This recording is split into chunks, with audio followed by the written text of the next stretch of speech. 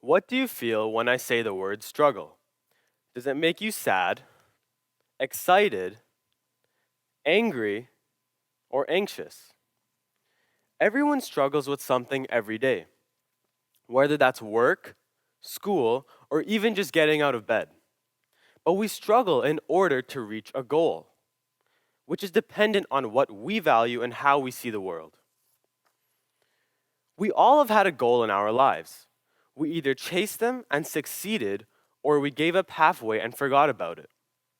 Whatever the goal may be, it is usually created by us in order to improve ourselves, either internally or externally. I think back to a time not too long ago when COVID turned my life upside down. Now, I'm sure you've already heard about people talking about how COVID impacted their lives, but please, bear with me, and I'll tell you my experience and what I learned from it. So, anyway, when COVID became a serious challenge in my life, like most people, I had to stop all my favorite activities, like hanging out with my friends, working out in the gym, volunteering in my community, figuring out my work, and praying at my Jamaat Khana, which is my space of worship. This left me with a lot of time, a lot of free time. Usually, I would be open to this idea of free time. Who doesn't want to lay in bed all day and do nothing? But like most of us, I started to become bored.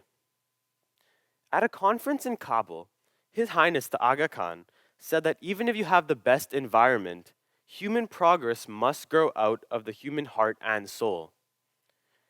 The environment enables, but it is the human spirit guided and supported by the divine will which eventually triumphs. Not all places in the world have this kind of environment. If we live in one like Canada, shouldn't we struggle to become the best possible version of ourselves, even during COVID? I needed to stimulate my mind with some sort of activity which wasn't too difficult that I would give up, but not too easy that I wouldn't learn anything from it either. I had to set some goals in my life in order to continue progressing during a time where I had really nothing else to do. So I started to find solutions to each one of my activities that I couldn't do anymore. So the four main ways in which I started my self-development journey and my own struggle to fulfill my potential were through exercise, getting a job, volunteering, and engaging with my faith. I'm going to share a series of struggles that I went through and what I learned along the way. This was my life pre-COVID. Hanging out with my friends turned into playing video games with them online until 5 a.m. Working out in the gym turned out to me working out at home with no equipment and building my inner confidence. I started to work out at home and simply build the habit of consistently lifting some weights and doing some push ups. It wasn't too much, but it was just enough to add some challenge to my life and some substance. I'm sure that many of us have tried to work out or challenge our bodies in a healthy physical way, but can only stay committed for so long until something else comes up. This is what happened to me. I've tried working out before, but I could never be consistent in the gym for more than 3 to 4 months. What changed was that I started to enjoy waking up in the morning and then continuing on with my day while I've already worked out. Even though my day was the exact same as before, the time after my struggle with exercise became more valuable compared to unlimited free time.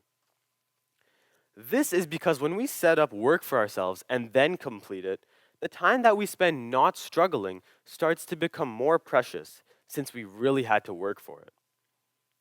This work ethic started to trickle into other facets of my life, such as eating healthier, completing my homework on time, and even where I choose to work. This leads me into my next struggle of getting a job and why it's important to work, especially as a young teenager. I used to work at McDonald's around twice a week before COVID. I worked there for around 5 months, and then COVID hit, and I was laid off for around 2 months. After being jobless for 2 months, which was still lots of fun, I returned to work for my first shift after a very long time. Within just the 15 minutes of my first shift, I knew that I already wanted to quit. I left work early and handed in my 2 weeks' notice the next day. After being away from that job for so long, I regained confidence and my own mental stability from my goals, which I set out while quarantining at home. But then, as soon as I returned, I felt overwhelmed and completely done with my job. I had a gut feeling that it was time to move on and tackle something a bit bigger. This is when I started working at FedEx, where I move boxes with my friends. It is a super simple job, but it still disciplined me and taught me the importance of hard work and struggle. Even though the job required more energy than the previous one, of course, I loved it more because the struggle to show up each day and work my hardest was teaching me more than I ever learned at McDonald's. As a teenager, I would recommend to any other teen to get a job and start young. You may think it takes a lot of time and effort, which it does, of course, but it will reward you and it will teach you the value of working hard. Finally, praying in my Jamaat Khana is what I love to do the most. It makes me calm and grounds me to my faith, where I can detach from the temporal physical world and focus on the eternal spiritual world. This is deeply rooted in my faith, as the concept of Zahir and Batin, where Zahir means outer and Batin means inner. More specifically, the physical acts which we do every day have their own personal spiritual impact on our own soul. So, in order to recreate the feeling I get in Jamaat Khana, I needed to start praying more at home and look deep inside myself to find inner peace. I practiced mindfulness and meditation as much as I could. And of course, it was a struggle to stay consistent, but it definitely helped me drastically to stay calm and positive during this uncertain period in my lifetime. So, in the end, you may think that adding on these extra struggles to manage challenges complicated my life, and I was completely frustrated throughout. But no, it actually did the exact opposite. In fact, it made me a happier human being, physically and spiritually.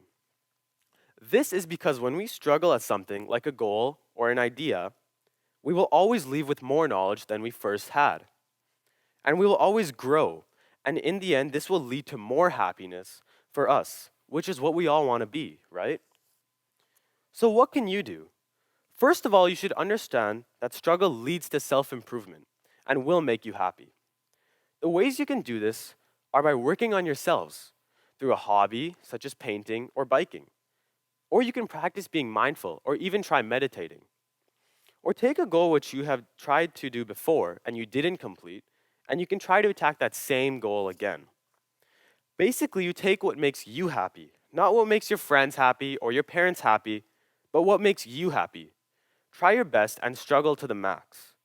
This is the best way you can learn the most and help yourself in life. Life is full of problems and challenges, we know this. We all have to struggle to overcome them. But that struggle is what makes life meaningful. I wish to leave you with Aga Khan III's wise words for us. Struggle is the meaning of life. Defeat or victory is in the hands of God. But struggle itself is man's duty and should be his joy. Thank you.